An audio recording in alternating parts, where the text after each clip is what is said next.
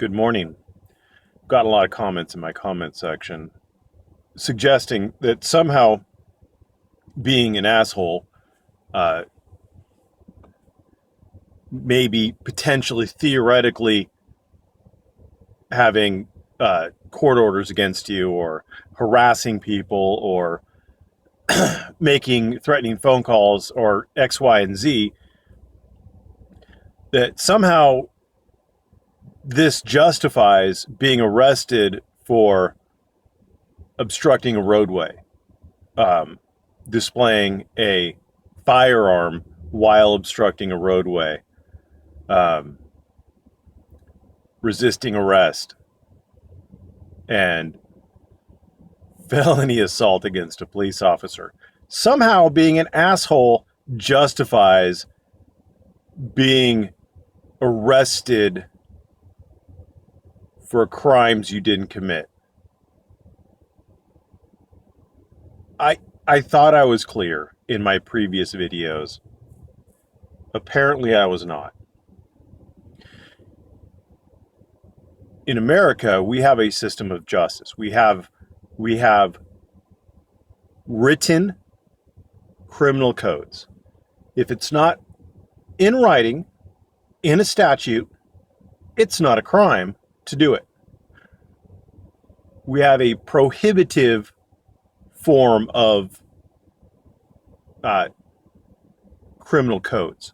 So if it is written in the criminal codes, it will prohibit you from doing that without, unless you really want to risk going to jail or otherwise being fined. And the nature of those codes mean that there are specific elements of each crime that have to be met in order for you to be guilty of that crime. Nothing else matters. Absolutely nothing else. If it is not directly relevant to one of the elements of the crime, it doesn't matter. It is irrelevant. It is not a crime if it's not one of those elements. It doesn't lead you to be convicted if it's not one of those elements. So, for example, for assault, for the felony assault against the police officer. Oh, it's time for me to get up. 7 o'clock, woo! I'm going to work today. I know it's a Saturday, but I've got a lot of work to do, and, well, I might as well get it done. So we're talking about elements, and for the felony assault against a police officer, the elements are you have to knowingly or intentionally, that's one element, knowingly or intentionally, cause physical bodily harm. That's another element. You have to cause bodily harm, and it could just be pain. I mean, the headbutt obviously didn't break the officer's jaw or anything like that, but it caused pain. I mean, he said, "You just headbutted me." Oh, that's enough. And it has to be against a peace officer. So those are the elements. So where in that do you find the element of being an asshole? It's not there. Knowingly or intentionally, one element. Cause physical bodily harm, second element. Against a peace officer, that's the third element. That's it. Everything that you guys want to argue beyond that is irrelevant to the crime. Now, I understand. Jack's an asshole. I understand that. He's out there to be annoying. I understand that. It's not helpful for his cause to be an asshole out there. I understand that. He's going to get negative attention. He's going to get the police officer's attention. I understand that. If he has a gun on his back, people are likely to call the police and say there's a man hanging around with a firearm on his back. And the police are going to respond. I understand that. But when the police get there, if Jack is not committing a crime, they're not supposed to arrest him. It is, in fact, if in fact they are arresting him for being an asshole and they are charging him with other crimes, knowing that he is not, if they're doing this under color of law, then they may be violating federal laws.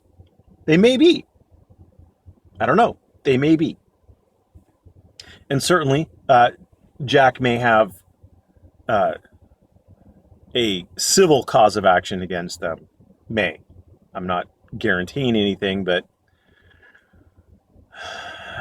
I certainly would rather be on the side of the plaintiff in that case rather than the side of the defense in that case. It would be an easier case to pursue than it would be to defend. So I hope you understand that I am fully aware that Jack was an asshole prior, and I am fully aware that he may have violated court orders. He may have. I don't know. I don't really care, but he may have. But it is irrelevant to the discussion of whether or not he actually committed a crime. He did not commit a crime. Ergo, he should not have been arrested for crimes he did not commit. I can't believe I even have to explain this, but apparently I do. The second thing that is just boggling my mind is that I have multiple people suggesting that somehow the police are justified to arrest people for crimes that those people did not commit because those people are assholes. I can't even fathom that. Like, how terrible of a person do you have to be to wish someone to be arrested, violently arrested for a crime that they didn't commit just because you don't like them, just because you don't like what they're saying? There is a reason why our Constitution exists and why it requires such an overwhelming majority of the public to support a change in order to change it. And that is to prevent assholes who want to abuse majority positions from being able to do so. The First Amendment exists to protect minority viewpoints like Jack's, from being squashed by majority viewpoints. And the police are not justified to arrest people for expressing unpopular views. Just because you're an asshole doesn't mean you're a criminal. I'm an asshole. I'm not a criminal.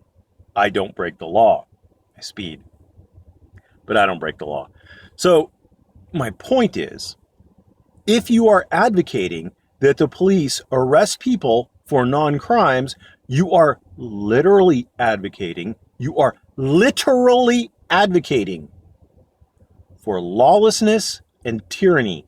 You are advocating for the cops to not abide by the law.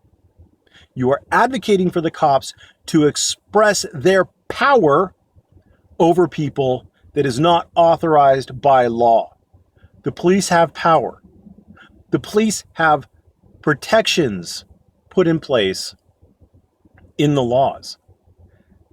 They have the power to arrest. And you are, in Texas, denied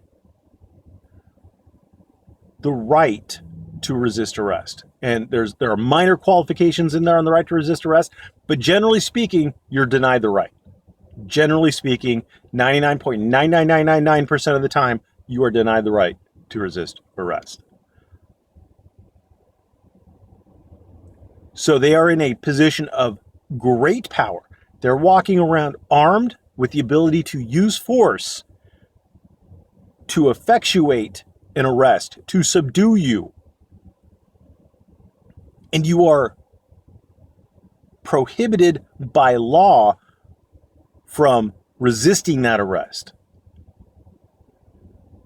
With that power comes responsibility.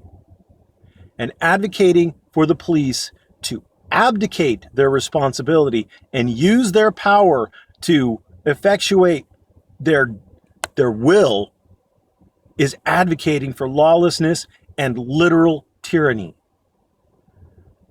if you are advocating that position, you are as bad or worse. I would say worse than the auditors who are advocating for a different kind of lawlessness. At least the lawlessness, I mean, I don't know if technically anarchy is worse than tyranny, but in my mind, tyranny is worse than anarchy. So that's all I guess I have to say on that.